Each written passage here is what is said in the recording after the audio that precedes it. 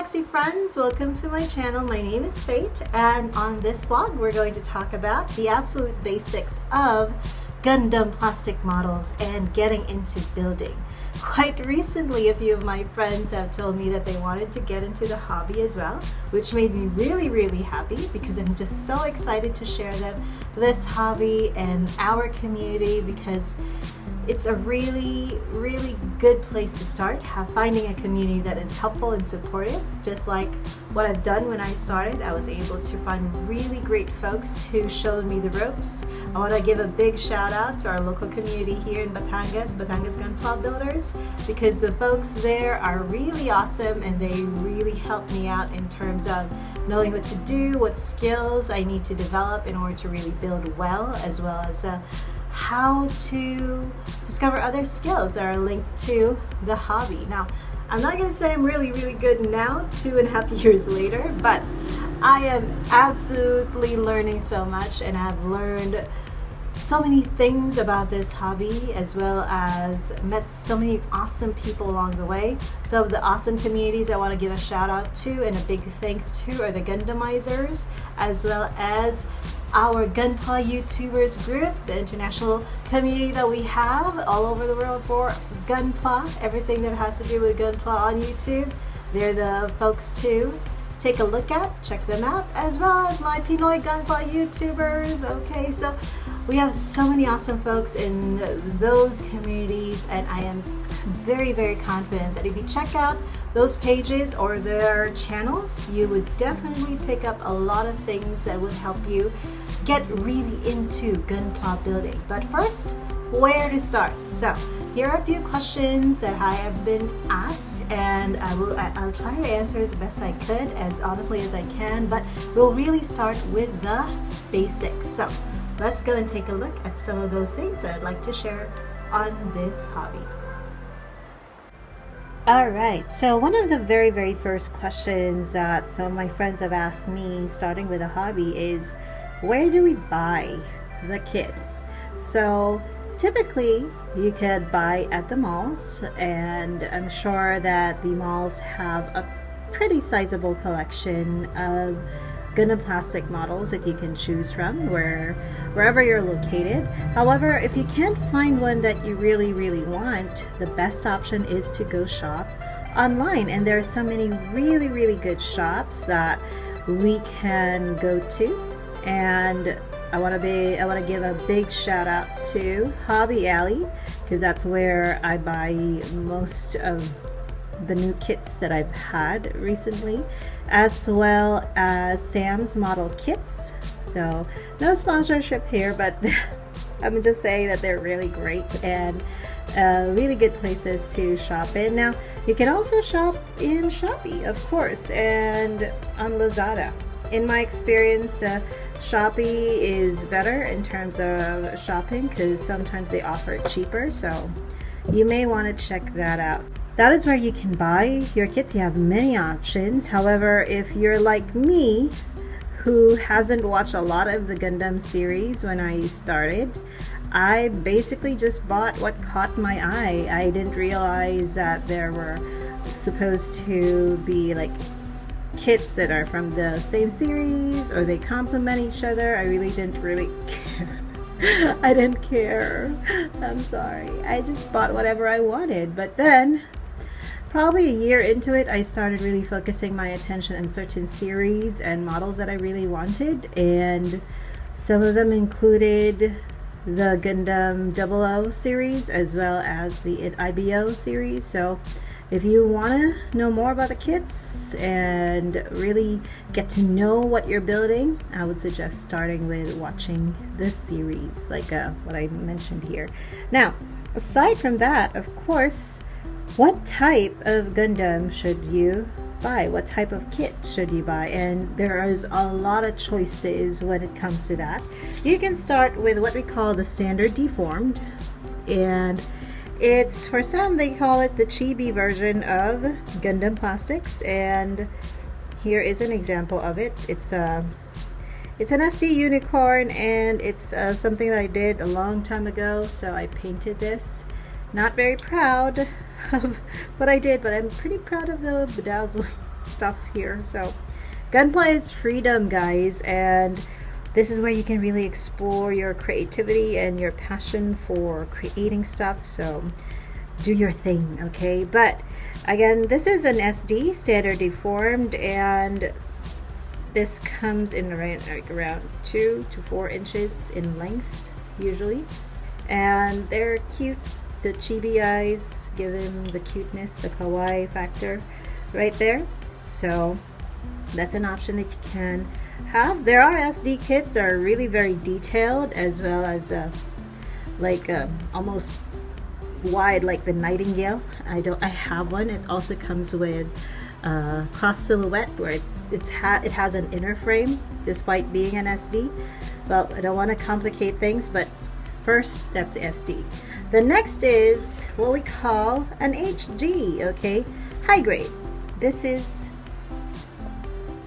and when it comes to high grades, they typically are around 5 to 7 inches long. This is the Denial Gundam, one of my favorite Gundam plastic models, and it's an HG. So how do you know if it's an HG? So it's gonna say it in the box. This is the type, the Gundam type. It's usually gonna be 1/144 scale. Yes, so that's what it means, 1/144 in terms of scale, right? So this is a box. It shows you some details to the side.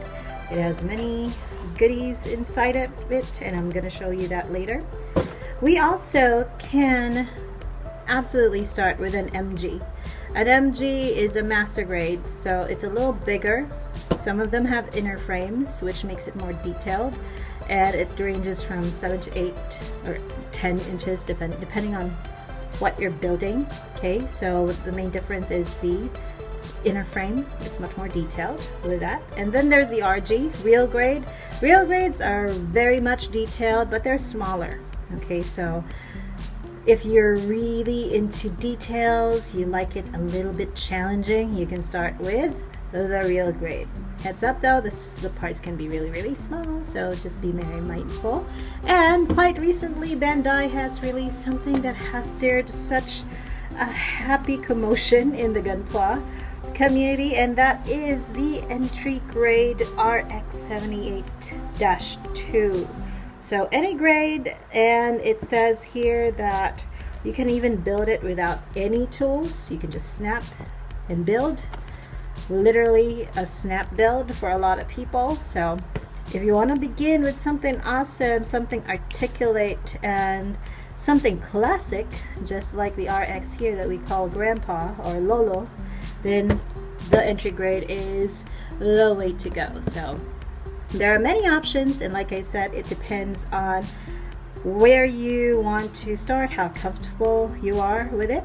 I personally started with a petite bear, so it's a bear. If you have seen the build fighters or build divers, you would see a bear gunpla there, and that's where I started. That's my very first build, and from there we just went to more building and more types of gunpla. And the one that I really enjoyed building, for one, is the HG, right? Because it's not too intimidating, okay? But I guess it depends on the kits. Some HG kits can be really intimidating, like they have so many parts.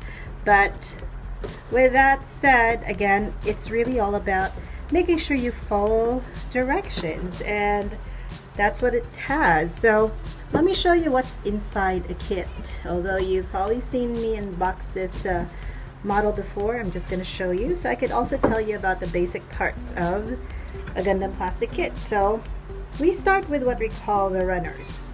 This is a runner, and it has a letter to identify it. So this one is letter E. Okay, runner E. And I've already taken apart all the parts that it has, but it has 1, 2, and 3. So basically what you do is you use the guide. So every kit comes with a manual like this, Okay, so when you open the manual, it's going to teach you or tell you how to build everything, even some guides on how to pose your Gundams. So that's pretty fun, right? So what do we do with the runner letters and the numbers? So let's take a look at section 1 right here. So section 1 is all about the, let's see, this is the chest area of the Gundam, the Denial Gundam.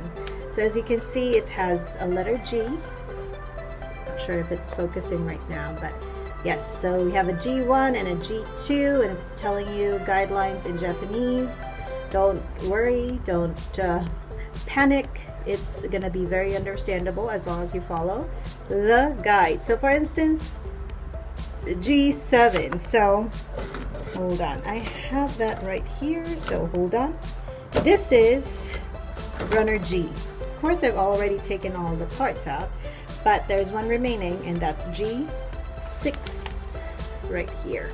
Let me show you. So here we go.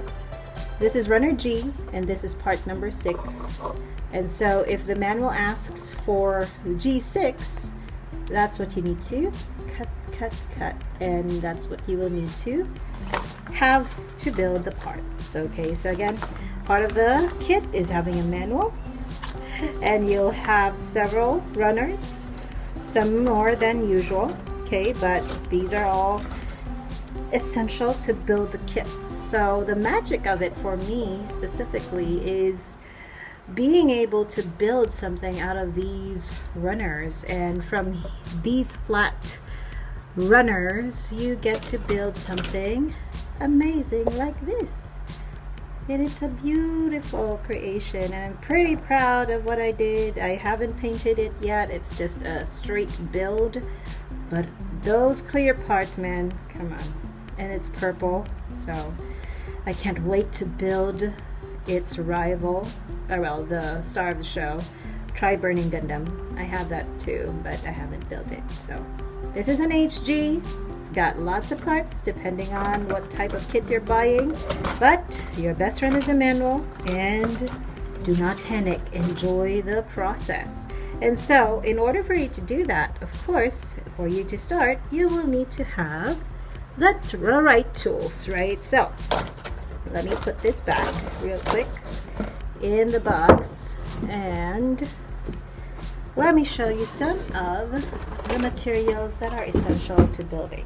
Now, first and foremost, in order to cut those parts, you will need some nifty side cutters. Okay, so the side cutters, there are a lot to choose from. You can really go for whatever is going to fit your budget or what is comfortable for you. This one is what we, as an Alexin side cutter, usually used for electronic purposes, or like for electric wires and stuff, but this definitely works. Okay, because one thing that you need to know about building is if you're going to start cutting from the runner, well, it's very much recommended not to cut too close to the actual part, like so. Okay, you have to leave some leeway, some room for it, like this. Okay, so let me show you how to cut it and why it's essential to have a side cutter, because just using any, well, scissors definitely will not do. You have to get into those really tight spots. So I've cut this part, but it has still some remaining parts of the runner, and that's where you go get your cleanup. So you snip it from the part, and then since it's leaving those white parts, we call them nub marks, you'll need to find a way to clean that up. So for me, I will use another tool to do that. So the first tool to get the runner off, or the part off the runner, is to get some nifty side cutters. This is an example of it. This is the very first side cutter I've ever had. It's a Plato model. Okay, so it comes in a kit actually. It's a CNET tool kit, and it comes with complete basic tools for gunpla. It has a mini screwdriver, a scriber of sorts, some extra blades, like also some metal filers. It's pretty useful. So I still have mine up to today, and it's still working very well. So one more option is this. Hang on, I still have one more, and actually two more. This other one that I'm going to show you is a gift from a friend. I'm still using it, and he gave it to me. It's like he was using it, but I mean he gave it to me because he has a new one, and this is a 3 Peaks plier. It has a more refined cut compared to the Plato one, but yeah, so for cleaning up parts, this could be the way to go. This is good. Also, the one that is my go-to for really trimming all those excess parts would be the Nanye plier. So the Nanye side cutter. This is absolutely helpful. It doesn't create too much of a friction, I guess, that leaves white nub marks. So absolutely useful. You got that. So take your pick. There are so many more side cutters to choose from. Dispaye, we have God Hand. Of course, if it fits your budget, go for it. But these work for me, and I'm still able to build with these in hand.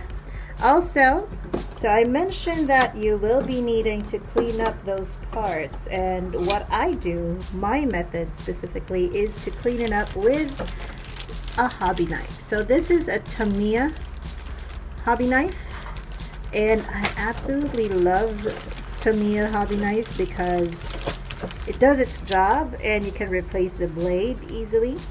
I actually bought this to coming with a set of spare blades, so whenever it gets dull, I replace it.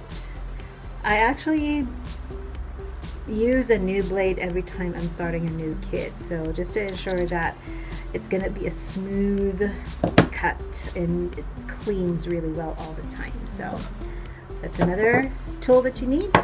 A really reliable blade, in my case the Tamiya hobby knife. You can also use an X-Acto knife.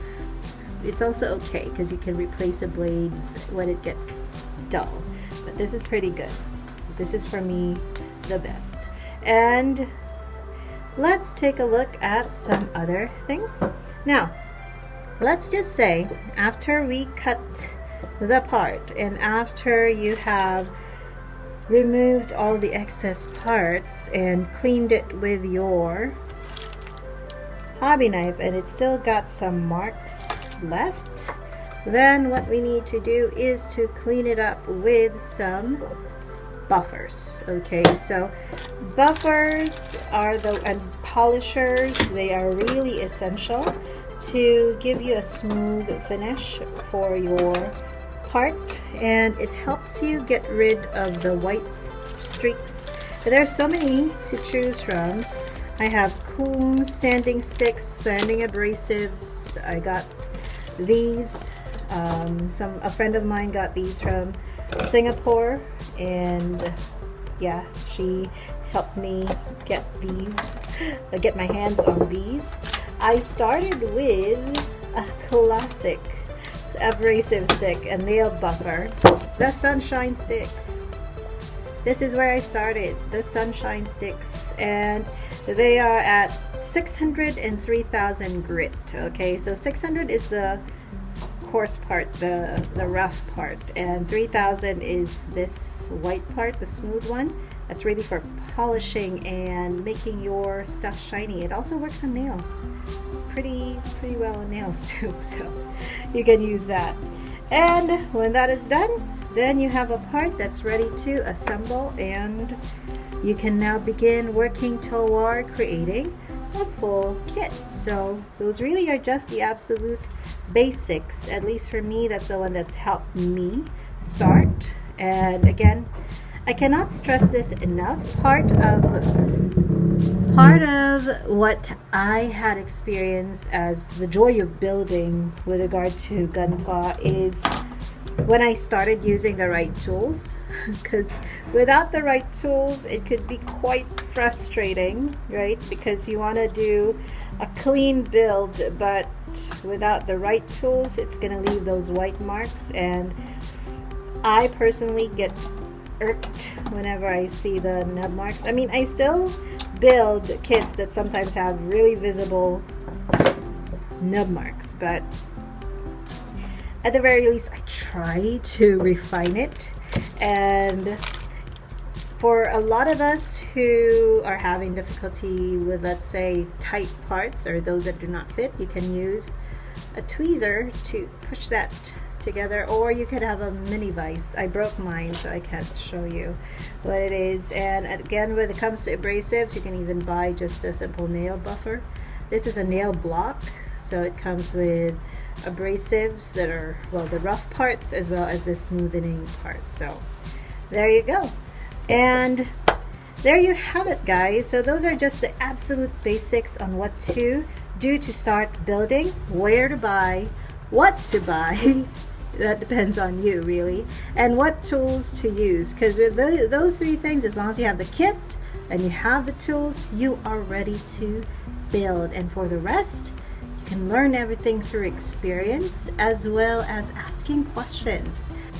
And there you have it, the very, very basics of where to start and how to start building Gunpla. At least for me, those are the three things that really mattered to me when I started building. And look at me now, I can build this. Just kidding. So I really did enjoy building this little beauty, and I am looking forward to building the Tri-Burning Gundam for this. But hey, if you want to start building Gunpla, you just need to begin with the basics, and you will be off to a great journey, a wonderful adventure in terms of learning new skills, meeting new friends, and discovering new talents that you didn't know you had. So go for it, go build.